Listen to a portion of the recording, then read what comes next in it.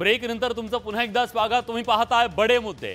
महायुतीमध्ये नाशिकमधून लोकसभा निवडणुकीला अगदी शेवटच्या क्षणापर्यंत जी काही रस्सीखेच झालेली होती, जो तिढा होता तो आपण सगळ्यांनी बघितला।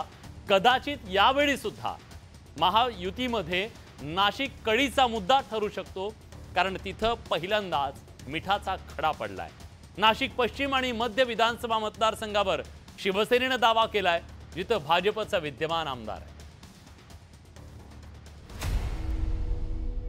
महायुतीला नाशिक जिल्ह्यातलं जागा वाटप करताना चांगलीच कसरत करावी लागणार आहे, कारण नाशिक पश्चिम आणि नाशिक मध्य विधानसभा मतदारसंघांवर शिवसेनेनं दावा केलाय। या दोन्ही मतदारसंघात शिवसेनेची ताकद असल्यानं पक्षवाढीसाठी शहरातली एकतरी जागा मिळावी अशी भूमिका शिवसेनेने घेतली आहे।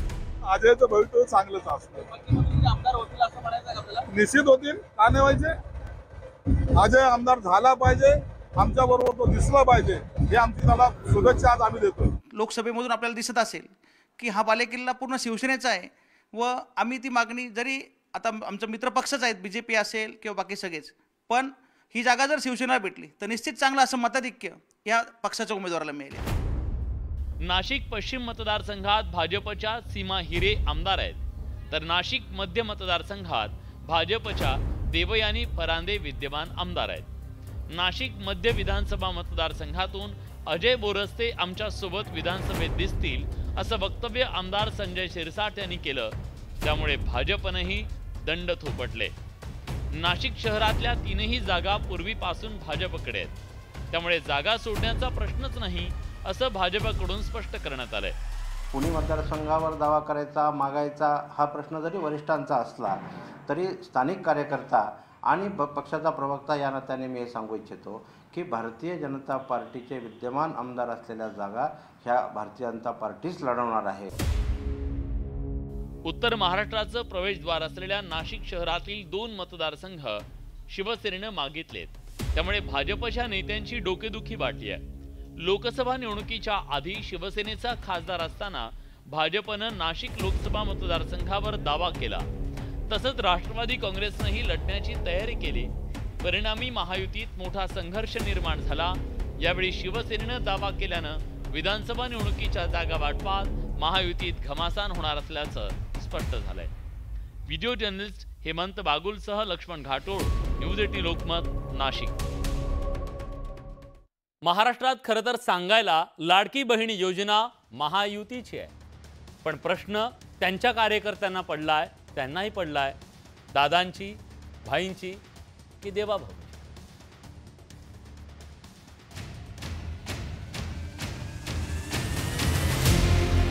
लाडकी बहीण योजनेवरून महायुतीत वाद पेटलाय। तिन्ही पक्ष लाडकी बहीण योजनेचा फायदा घेण्याचा प्रयत्न करतायत। शिवसेनेचे नेते अर्जुन खोतकर यांनी तर या योजनेत मुख्यमंत्री एकनाथ शिंदेंचं योगदान जास्त असल्याचं म्हटलंय। तसं पाहिलं तर तिन्ही पक्ष योजनेचा उल्लेख करताना मित्र पक्षांना टाळतायत। भाजप आणि राष्ट्रवादी काँग्रेसकडून सुरू असलेल्या बॅनरबाजीत मुख्यमंत्री माझी लाडकी बहीण योजना असं नाव असताना त्यात मुख्यमंत्री हा उल्लेख टाळला जातो। या पार्श्वभूमीवर अर्जुन खोतकर काय म्हणाले ते बघा। सर्वसामान्य गरीब माणसाला यातून फायदा झालेला दिसतो, जाणवतो, आणि त्याचा फायदा निश्चितपणे आम्हाला या ठिकाणी होईल। आणि त्यामध्ये माननीय एकनाथ शिंदे साहेबांचं योगदान फार मोठं आहे। अर्थात देवेंद्रजी, अर्थात अजितदादा यांचंही योगदान त्यामध्ये आहे, परंतु काकणभर का होत नाही, परंतु माननीय एकनाथ शिंदे साहेबांचं याच्यातलं योगदान मोठं आहे। अर्जुन खोतकरांनी लाडकी बहीण योजनेचं श्रेय मुख्यमंत्र्यांना दिल्यानं महायुतीतल्या मित्रपक्षांनी खडेबोल सुनावलेत। एका बहिणीला 3 भाऊ नसतात का? मग तुम्ही ती एकाचीच बहीण का मानताय?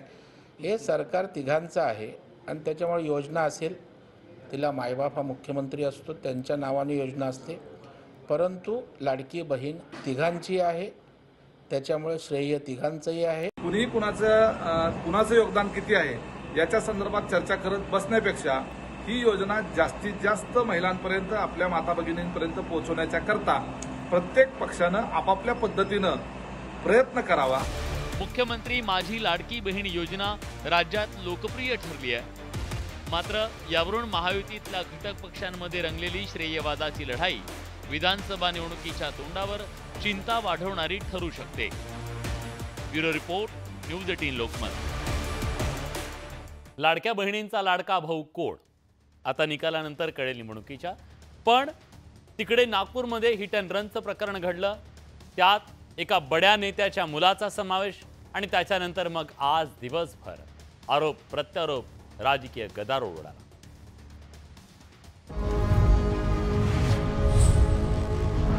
हिट अँड रन प्रकरणाचे आता जोरदार राजकीय पडसाद उमटायला सुरुवात झाली आहे. शिवसेना ठाकरे गटाच्या नेत्या सुषमा अंधारेंनी नागपुरातल्या सीताबर्डी पोलीस ठाण्याला भेट दिली. गाडीचा नंबर एफआयआरमध्ये का आरटीओने गाडीचा नंबर नोंदवला नाही. आधी तर गाडीच नव्हती. ही गाडी गॅरेजकडे रिपेअरला का पडली? यावेळी त्यांनी संकेत बावनकुळेंच्या मुद्द्यावरून पोलिसांना अक्षरशः फैलावर घेतलं. कारचा नंबर एफआयआर मध्ये का नाही? संकेत बावनकुळेंचं मेडिकल का केलं नाही? अशा प्रश्नांच्या फैरी त्यांनी पोलिसांवर झाडल्या. सुषमा अंधारेंनी महाविकास आघाडीतील मित्रपक्ष असलेल्या काँग्रेसच्या आमदारांवरही तोफ टाकली. आमदार विकास ठाकरे यांच्याकडे पुरावे होते तर त्या अपघातानंतर 36 तास गप्प का बसले, असा थेट सवाल सुषमा अंधारेंनी विचारलाय. विकास ठाकरेंचं म्हणणं मला अनाकलनीय हे मी कालच म्हटलं. पण असू शकतं, काही स्थानिकचं राजकारण असू शकतं, काही गिव्ह अँड टेक कल्चर असू शकतं. त्यांचं त्यांना लखला, मला त्यात काही फार पडायचं नाही आहे. आणि माझ्या काही फार अपेक्षाही नाही आहेत की कोणी लढायला माझ्यासोबत असलं पाहिजे. सुषमा अंधारेंच्या आरोपांना आमदार विकास ठाकरेंनी उत्तर दिले. भाजपशी कसं लढावं हे मला नागपुरात समजतं. त्याच्यासाठी कुणाकडून ज्ञान घेण्याची मला गरज वाटत नसल्याचा टोला विकास ठाकरेंनी लगावला.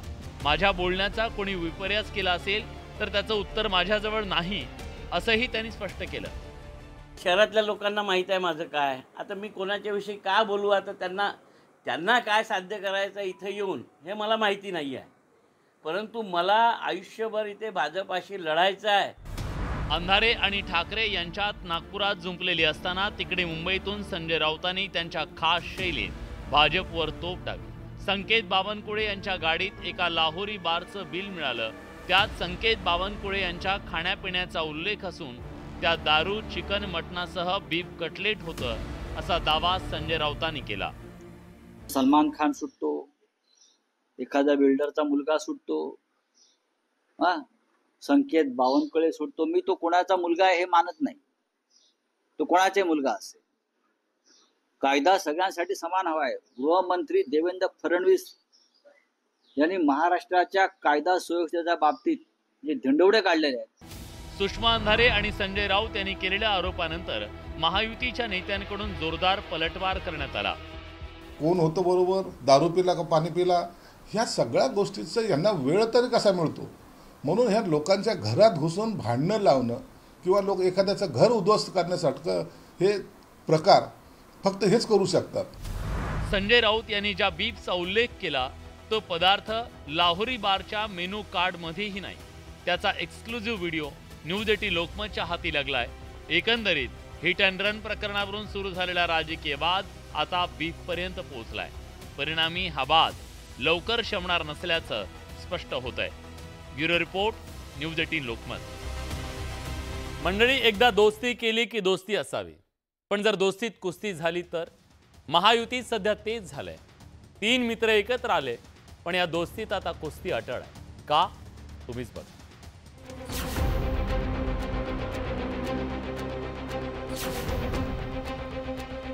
ये दोस्ती हम नहीं तोडेंगेचा जाहीर सभांमधून वादा करणारे दादा देवाभाऊ आणि एकनाथ भाईंचे शोले जाहीर सभांमधून राज्यभर दिसत असले तर या दोस्तीत कुस्ती अटळ आहे हे आता जगजाहीर आहे. आज जरी आम्ही कॅबिनेटला मांडीला बसलो असलो तरी सुद्धा बाहेर आल्यानंतर उलट्या होत्या.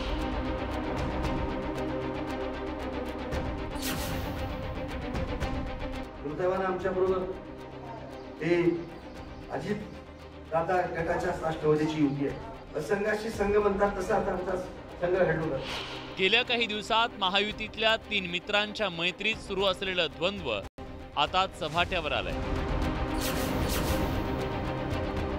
जागा वाटप अजून सुरू झालेलं नाही त्याआधीच या दोघांमध्ये आदळापट आणि रस्सीखेच सुरू झाली आहे। त्यातच तिकीट मिळण्याची शक्यता कमी असलेले बंडाचा झेंडा फडकावून विरोधी कॅम्पात सामील होत आहेत। हीच महायुती समोरची खरी अडचण आहे। म्हणूनच की काय आता दोस्तीच कुस्ती अटळ आहे।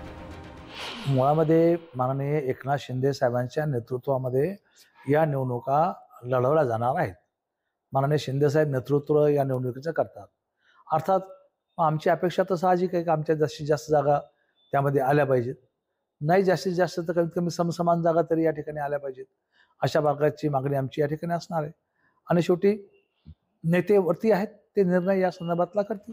महायुतीत 25 जागांवर मैत्रीपूर्ण लढत होणार अशी राजकीय वर्तुळात चर्चा सुरू असली तरी अजित पवारांना मात्र ती काही मान्य नाही। आम्हाला तुमच्याकडनंच या बातम्या ऐकायला मिळतात, वाचायला मिळतात किंवा यांनी असं ठरवलं तसं ठरवलं। सध्या आमचं लक्ष ह्या योजना आम्ही ज्या दिलेल्या आहेत त्या लोकांच्यापर्यंत पोहोचवणं, त्या योजनांचा फायदा महायुतीच्या सर्व घटक पक्षाकडनं कसा जास्तीत जास्त लाभार्थींना देता येईल तो प्रयत्न करणं।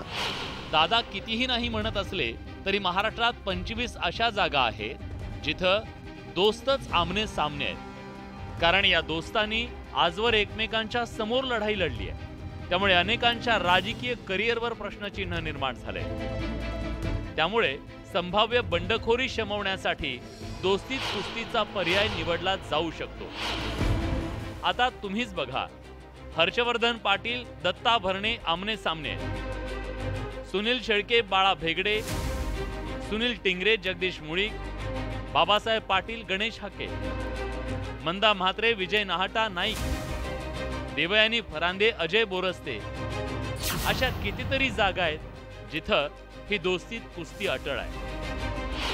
आता दोस्तीत कुस्ती होणार म्हटल्यावर मवियातल्या नेत्यांना गुदगुल्या झाल्या नसत्या तरच नवत। आपल्याकडे एक म्हण आहे, शिक्याचं तुटलं आणि बोक्याचं साधलं। मवियाच्या नेत्यांनाही कदाचित तसंच वाटू लागलंय। भारतीय जनता पक्ष सोडून आमच्या पक्षात येण्याची संख्या वाढायला लागलेली आहे। त्यांना थांबवण्यासाठी ही फ्रेंडली फाईटची कल्पना काढलेली आहे। तशी परिस्थिती नाही आणि फ्रेंडली फाईट जर त्यांनी केली तर आम्हाला त्या 25 जागा आमच्या महाविकास आघाडीच्या निवडून आल्या हे आताच जाहीर करायला हरकत नाही। महाराष्ट्राच्या राजकारणानं आपल्याला गेल्या 5 वर्षात 50 वर्षाचं राजकारण दाखवून दिलं। आता राजकारणात काहीही अशक्य नाही, इथवर सगळं ठीक होतं, पण राजकारणात आता काहीही शक्य आहे हे आपल्या नेत्यांनी आपल्याला दाखवून दिलंय। त्यामुळे दोस्तीत कुस्ती झाली आणि पुन्हा दोस्ती झाली तर आता राजकारणात नवल वाटण्यासारखं काहीच नाहीये। Bureau report, news 18 Lokmat. मंडळी, आपल्या सगळ्यांच्यासाठी दोस्ती तर दोस्ती असते आणि कुस्ती तर कुस्ती असते, पण राजकारणात असं नसतं। वरून दोस्ती आतून कुस्ती आणि वरून कुस्ती आतून दोस्ती, यालाच तर राजकारण म्हणतात। बडे मुद्देमध्ये आज आपण इथेच थांबतोय। पुन्हा उद्या नव्या मुद्द्यांसह कुठे जाऊ नका, पहा फक्त न्यूज 18 लोकमत।